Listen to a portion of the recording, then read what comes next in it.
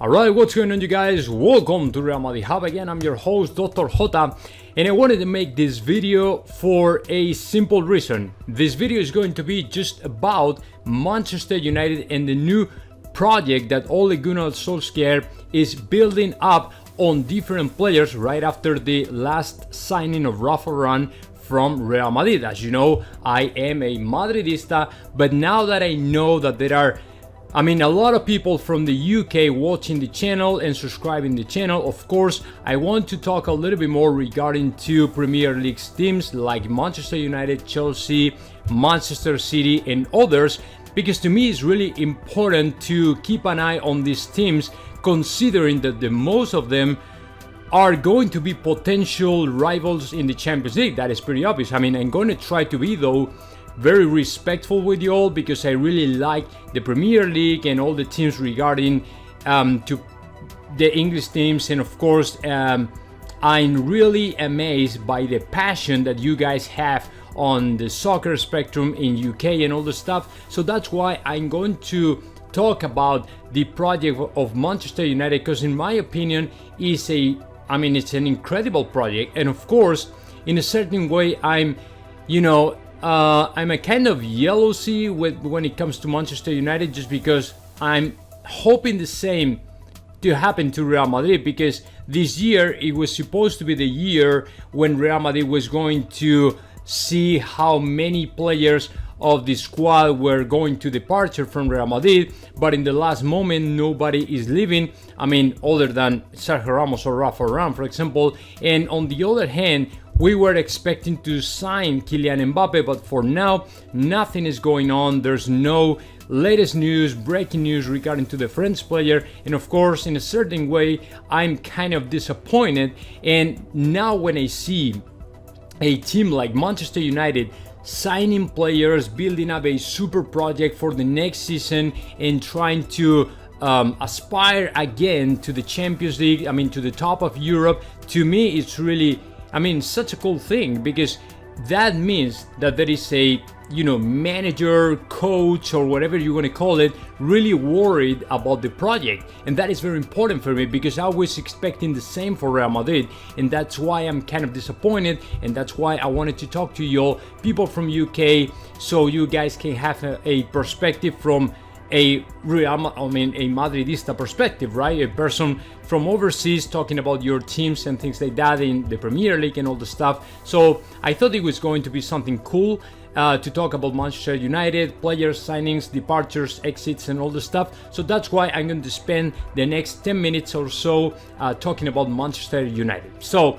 let's get started, let's get into the details, and I'm not going to discover to you all what Manchester United is like right now. Manchester United, in my opinion, will become one of the top teams in Europe the next season. And the reason is pretty much because over the last 2 years, what we have seen when it comes to Manchester United is a team growing up in the right direction.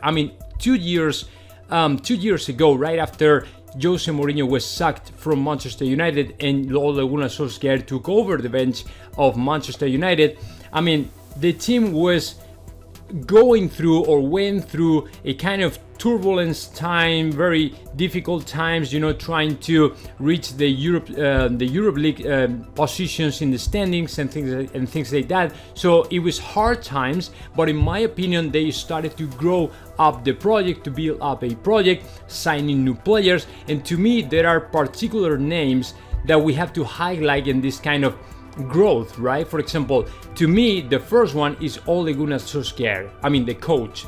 To me, Solskjaer is maybe not the best coach in the world, but is a person who really knows how to handle the press and newspapers. He knows how to handle very good and manage to the players, and of course he can do a bunch of good stuff, or good enough to keep managing to Manchester United. So that is why, in my opinion, Solskjaer was the number one reason why Manchester United is growing, is getting better, and in my opinion is becoming one of the most competitive teams in Europe right now. So Solskjaer to me is the number one and the key role in this whole thing, right?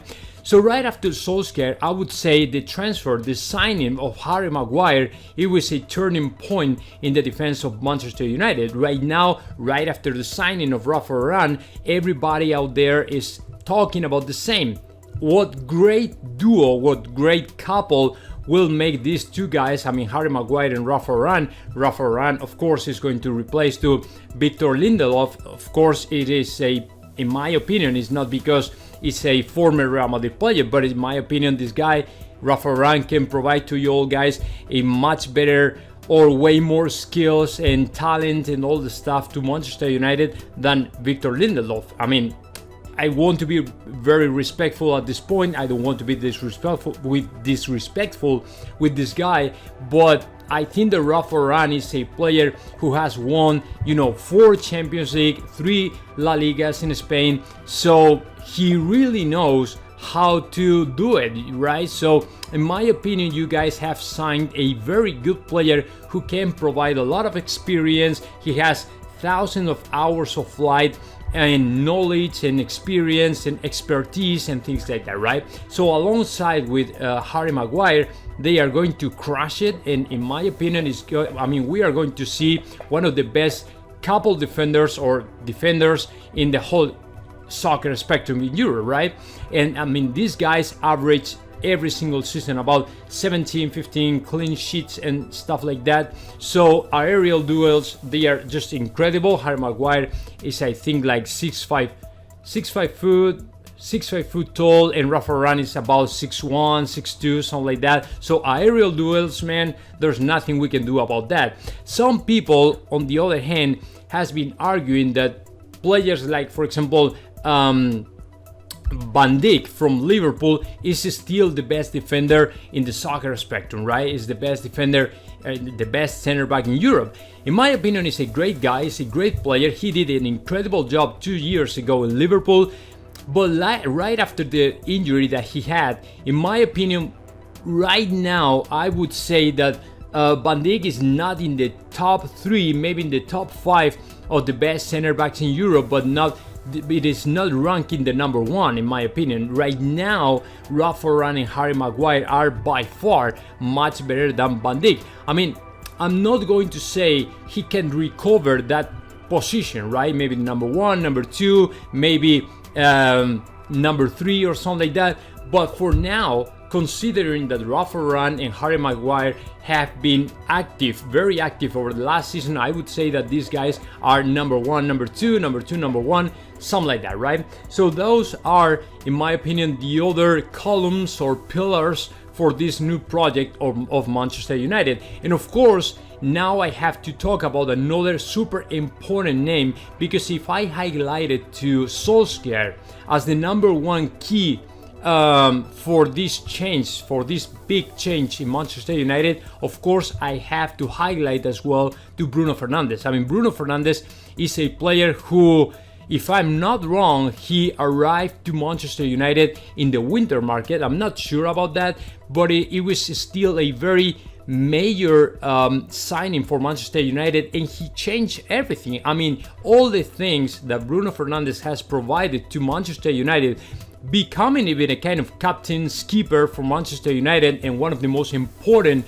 names, one of the most important players for Manchester United. In my opinion, he changed everything, because we could see, as of the signing of Bruno Fernandes, we could see a more vertical and a more aggressive Manchester United with a bunch of different stuff we didn't have seen before, right? We didn't see before. In my opinion, Bruno Fernandes is the kind of player, super skillful player, super talented player, who, in my opinion, is always thinking ahead of everybody else, and playing in a second striker position or even attacking midfielder is such a great player. I mean, it's just awesome, this guy.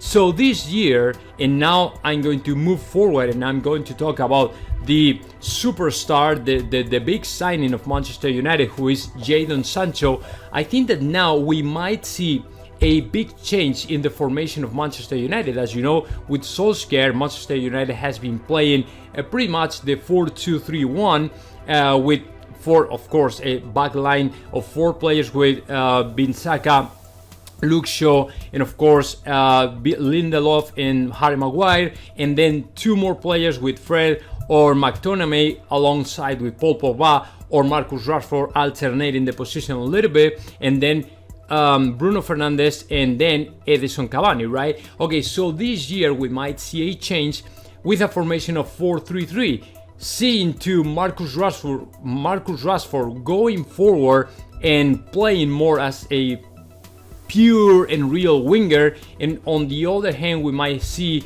to Bruno Fernandes in the midfield, and of course Jadon Sancho in the right. So that'd be great. I mean, when it comes to the attack, if you have these three players, to Marcus Rashford, Edison Cavani, Anthony Martial as well, or and Jadon Sancho as a right winger, man, that attack is super powerful, and in my opinion they can make the difference this year. And of course in the midfield with the starring and the most important player, which is still Bruno Fernandes and maybe Fred and McTominay, and you know, these players, they can show or they can display such a great formation, maybe doing this kind of tactical adjustment and going from 4-2-3-1 to 4-3-3. In my opinion, they will be still such a powerful team in Europe. And of course Manchester United is becoming another potential winner of the Champions and another super top competitor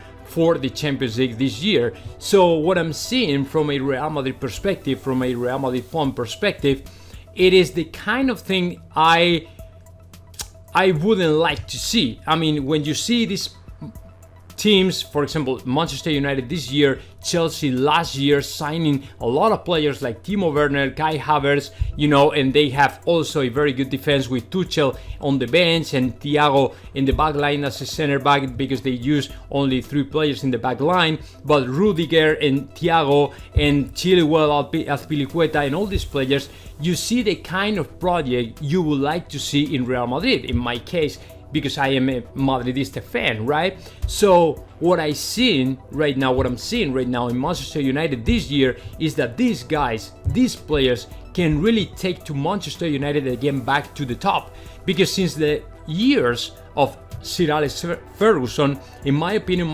Manchester United has been weakening a little bit more than the rest of the teams. And of course, Liverpool, Manchester City, and even Chelsea took over, maybe not Chelsea that much, but they took over Manchester United. And of course now we are seeing another turning point, and we are seeing back to Manchester United to the top positions. They were second in the standings in the Premier League last year. So in my opinion, they are doing a very good job. They are building up a super interesting project, and of course I'm going to keep an eye on these guys, on these players, on this project, because to me is one of the favorite ones to win the Champions this year. So with all these names, with all these stats, and Harry Maguire, Rafa Varane, Marcus Rashford, of course, Jadon Sancho, and Bruno Fernandes, I mean, it is another important competitor in Europe. And of course Real Madrid will have to face a very tough competitors like Manchester United, of course Chelsea, which is